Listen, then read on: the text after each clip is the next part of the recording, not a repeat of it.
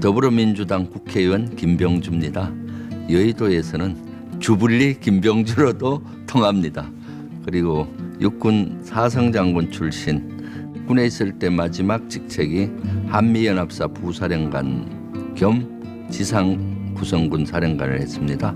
연합사 부사령관은 미군 사성장군과 같이 한미군의 육해공군을 지휘하는 자리고요.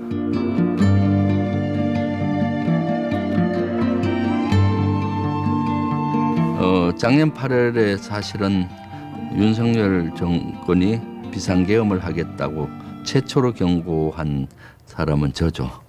정치적으로 코너에 몰리게 되면은 계엄을 하겠다라고 경고를 했죠. 그래서 그때 무척 저 고생했습니다. 마치 음모론자로 몰렸죠.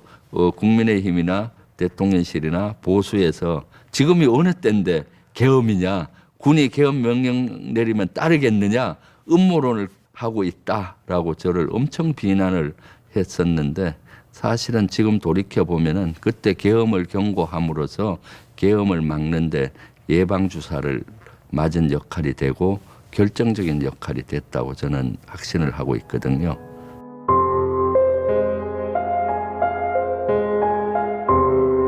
손자병법에 나오는 징후에 집중하라는 것이 있습니다. 그 사전에 여러 징후가 있었죠. 큰 사건은 갑자기 일어나지는 않습니다. 사전에 징후가 있습니다. 실제 윤석열 당선인 시절에 제일 먼저 한 것이 국방부 건물을 뺏어서 대통령실 이전한 거거든요. 이 말이 됩니까? 기존에 있는 국방부 건물을 뺏어서 들어간다? 이건 무소불위의 권력을 휘두르는 거지 않습니까? 그럼 계엄과 같은 그런 무지막지한 것도 할 수 있겠다라는 느낌이 왔었고요. 또 강복절 기념일에서도 그랬고, 자신의 반대되는 세력을 반국가 세력으로 몰아서 척결하겠다는 메시지를 자주 냈어요.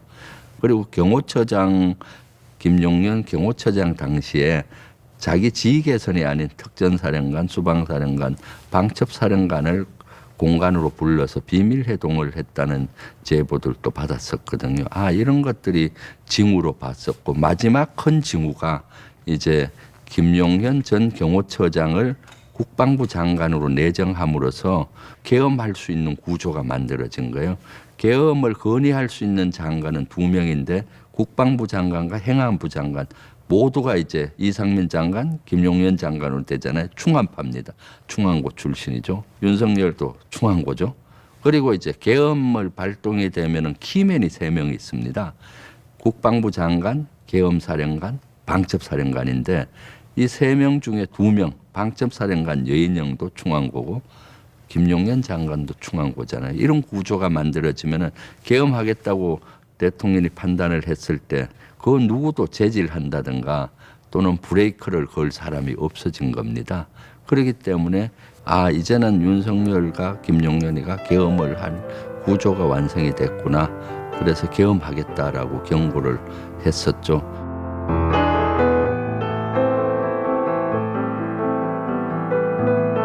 저는 집에서 들었어요. 그때가 10시 반이니까 사실 9시 반부터 한 10시 반 집 가까이에서 운동이 부족해서 산책하고 막 들어가서 이제 좀 씻으려고 하는데 아들 녀석이 갑자기 거실에서 TV를 보다가 아빠가 큰일 났다고 비상계엄이 걸렸어 해서 뭔 소리야 하고 거실에 나가서 켜져 있는 TV를 봤더니 윤석열이가 나와서 비상계엄을 선포한다 막 이렇게 나오는 거였죠.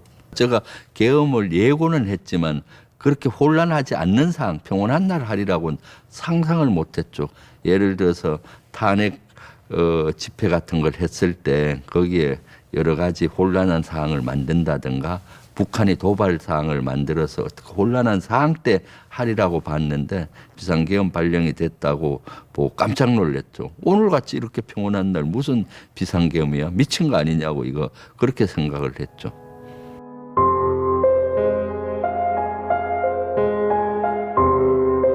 저는 저는 왜 그때를 택했느냐 봤을 때 한 두 가지 관점으로 봐요. 하나는 윤석열이가 대단히 코너에 몰려 있었고 명태균 게이트가 그때 막 불거졌잖아요. 최혜병 사건도 불거지고 여러 가지 코너에 몰렸기 때문에 그걸 해소하려는 측면이 하나 있었고, 또 하나는 결정적인 것이 김용현 국방부 장관이 탄핵이 되기 전에 해야 되겠다는 강박관념이 있었던 것 같아요. 제가 10월 30일 날 김용현 국방부 장관을 탄핵하겠다고 최고위원회에서 발표를 했었어요. 그때는 우크라이나에 우리가 파병을 하려고 윤석열 정권에서 추진을 했거든요. 그래서 우크라이나에 파병을 보내면은 러시아와 관계가 완전히 돌아오지 못할 다리를 건너기 때문에 국익 차원에서는 바람직하지가 않았거든요. 그래서 우크라이나에 파병을 보낼 때는 국회 동의를 받으라. 한 명이라도 동의를 받지 않고 보낸다면은 김용현 국방부 장관을 탄핵하겠다라고 얘기를 했어요. 아마 본인들 마음속에는 적절한 시점이 되면은 비상계엄을 해야 되는데, 비상계엄 하려면 핵심이 국방부 장관이잖아요. 그런 것들이 다 맞물려서 12월 3일 날 계엄의 조건이 만들어지지 않았는데도 불구하고 평온한 12월 3일 날 비상계엄을 진짜 한 것이 아닌가. 완전 미친 짓이었죠. 그렇게 한 것이 아닌가 생각이 듭니다.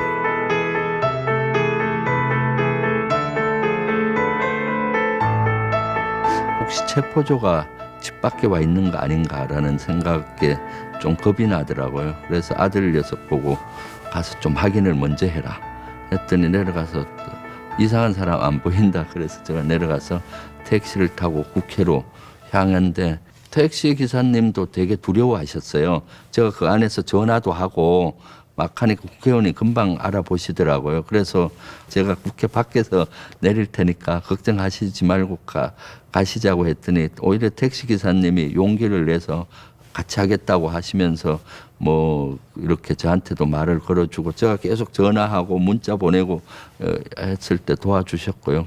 그래서 국회에 도착을 해서는 일단 경찰들이 에워싸고 있더라고요. 그래서 어디가 그 국회로 들어가면서 잡힐 수가 있겠더라고요. 그래서 그 국회 외곽 도로가 있습니다. 한 3km 정도, 한 2km 되죠. 그걸 한 바퀴 택시로 돌았어요. 기사님 한 바퀴 돌아봅시다 하니까 가시면서 아유 의원님 저쪽이 경찰이 좀 뜸합니다 하면서 서로 그렇게 하니까 긴장이 조금 풀리더라고요. 근데 쭉 돌아보니까 도서관 쪽에 쪽문이 있습니다. 여기 출입증을 찍고 이렇게 자동문으로 들어오는 쪽문이 있는데 거기에 한 분이 딱 들어가는데 안에서 통제를 잘 안 하는 것 같더라고요. 근데 안쪽은 한 10m만 보고 5m만 보이고 멀리는 안 보이는 거예요.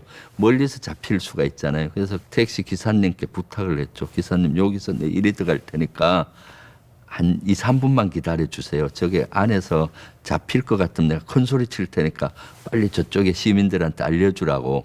그런데 들어가 보니 아무도 없어서 저는 담장은 타넘지 않고 그 쪽문을 통해서 이제 들어가게 됐고, 그분을 그때 이름을 못 물어봤어요. 지금 이 방송 보고 계시면은 아주 감사합니다. 그때 저한테 힘내라고 해주시고 또 여러 가지 그 어려운 상황에서도 같이 망설임 없이 가주시고 해서 너무 고마웠죠.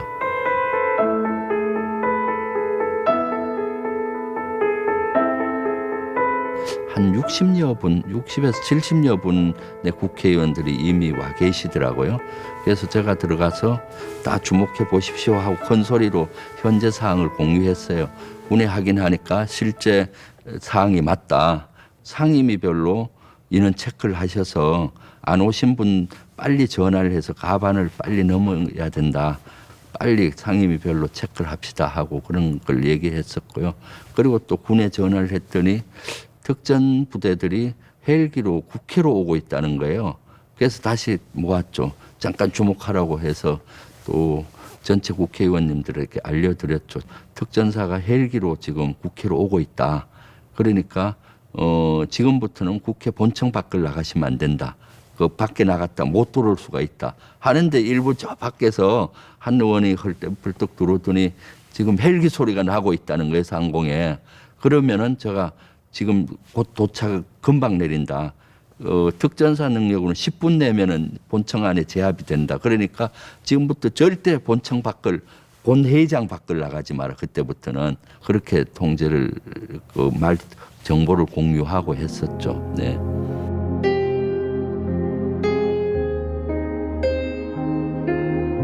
그때는 저는 엄청 두려웠어요. 왜냐하면 공수부대 특전사의 능력을 알잖아요. 작전 10분 이내면은 끝난다 작전이. 먼저 작전 딱 들어오면은 전기부터 차단시켜 버리거든요. 그럼 표결이 안 되잖아요. 그래서 제가 지금부터 한 10분 있으면 전기가 끊어질 것 같다. 그럼 표결이 안 되니까 일단 예비로 그 A4지 다 돌려서 서명부터 좀 받자. 그랬는데 원식 의장님은 절차의 정당성도 중요하니까 조금만 기다리자. 뭐 아마 의안을 준비하고 이런 시간이 좀 필요했던 것 같아요. 그런데 저는 그때 너무 다급하니까 의안 같은 절차보다도 지금 일단 결의를 하는 게 중요하다라고 했었고, 많은 의원들도 그때부터는 원식 의장한테 막 소리를 지르고 원내대표도 가서 항의하고 빨리 그렇게 됐는데, 결과론적으로 보면은 절차를 잘 지켜줘서 새벽 1시 20분에 이제 극적으로 비상계엄 해제 결의안이 통과가 됐죠.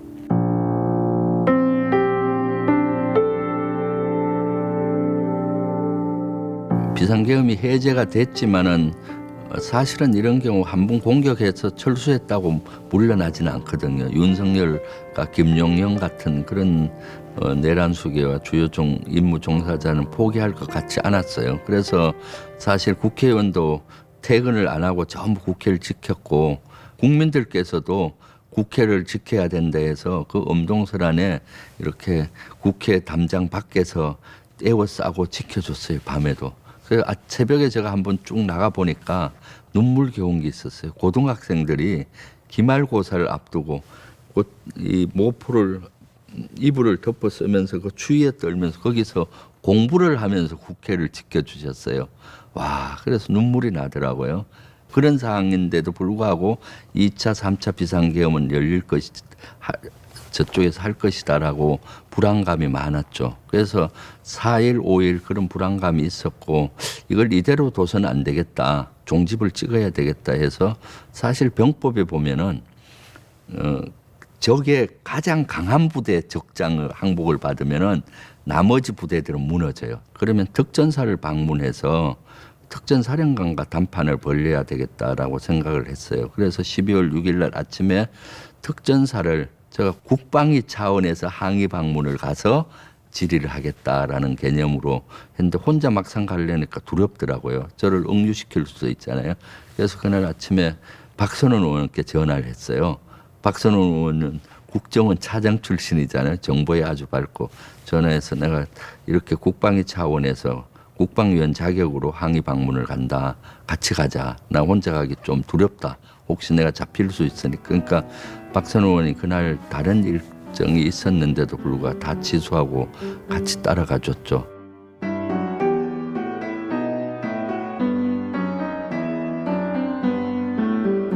특전사령관이 나온 3가지 질문을 받아서 영상으로 찍어서 국민께 알려야 되겠다라는 생각을 처음에는 하고 갔어요. 3가지 질문이, 첫 번째가 12.3 비상계엄은 잘못된 것이다.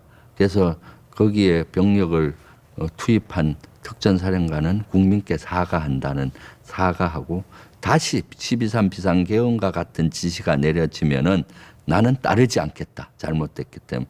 그다음 3번째는 이 비상계엄은 윤석열 대통령 국군 통수권자의 지시에 의해서 이루어졌고, 또 비상계엄 과정에서 대통령이 많이 관여를 한 정황들을 물어보고 싶었어요. 그래야 이것이 실체가 드러나잖아요. 도착과 동시에 라이브 방송을 틀고 면회실에 들어가서 이제 특전사령관 면회를 신청했는데, 한 20분, 30분 가까이 되니까 이제 특전사령관이 나왔고, 그래서 국방위 차원의 질문, 국방위원으로서 하겠다고 하니까 오히려 잘 왔다. 자기가 답변을 하겠다고 해서 1시간 동안 국방위 차원에서 질의를 하면 답변하고 자세히 해줬죠. 그것을 전 국민이 보고 많이 안심을 하셨던 것 같아요. 그 당시 특전사령관은 이것은 잘못됐다 하면서 국민께 사과도 했고 다시 이런 지시는 따르지 않겠다고 얘기를 했고 대통령이 처음에 지시를 했고 또 실제 작전 과정에서도 대통령 전화를 받았다 직접 그런 증언을 하면서 전체적인 그림을 그려줬어요. 그리고 나서 특전사 방문이 끝나고 특전사는 저 경기도 이천에 있어요. 거기서 이제 올라오면서 수방사는 서울에 있지 않습니까? 그래서 수방사로 가고 있는데 놀랍게도 수방사 참모로부터 전화를 받았어요. 아이고 김 의원님 저희 수방사도 좀 와주십시오. 수방사령관과 참모들이 특전사령관 그 인터뷰 주불리 김병주 라이브를 봤다는 거예요. 그래서 본인들도 국민께 사죄드리고 그 전모를 밝히고 싶다라고 하는 거예요. 그래 안 그래도 가고 있습니다. 그래서 수방선 갔더니 참모가 정문 앞에 나와서 안내를 해주더라고 휴게실 쪽으로 갔더니 이미 수방사령관이 나와서 기다리고 있더라고요. 그래서 수방사령관도 비슷한 증언을 그 당시는 했었고 그러니까 병법대로 특전사가 무너지니 그다음 수방사가 무너졌잖아요. 그러면서 비상계엄에 대한 우려가 좀 많이 내려갔고 제가 결과론적으로 보니까 그것이 가장 큰 분수령이었던 것 같아요. 윤석열 씨가 제2, 제3의 비상계엄을 꿈꿨는데 특전사가 무너지고 수방사가 무너지니까 윤석열 측도 이미 의지가 꺾였던 것 같고 그것이 저는 결정적인 결과론적으로 봤을 때 분수령이 됐구나 하는 생각을 하고 있습니다.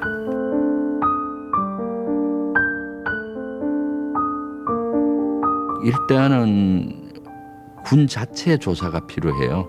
근데 다행스럽게 며칠 전에 안규백 장관이 군 자체 조사를 한다고 하더라고요.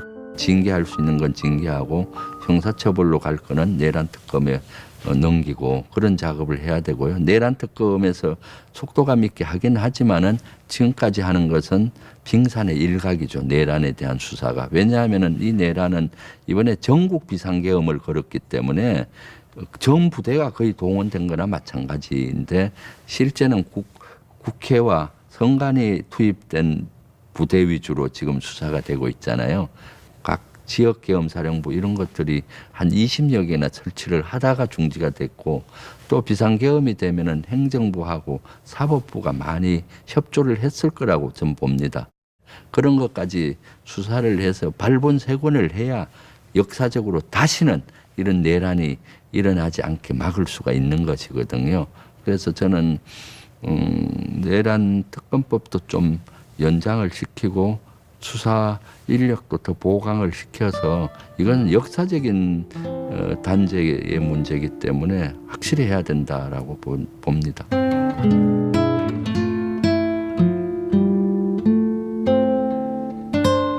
국민 여러분들께서 비상계엄을 해제하는데 같이 함께 하지 않았다면은 비상계엄은 성공했을 겁니다.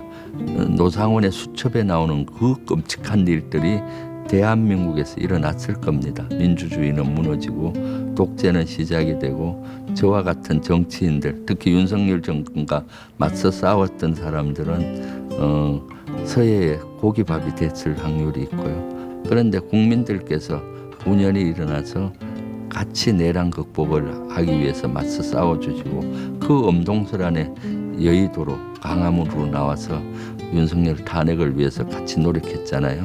너무 감사할 따름이고 우리 대한민국과 우리 국민께 저는 너무나 자랑스러움을 느낍니다. 감사하고 자랑스럽습니다. 네.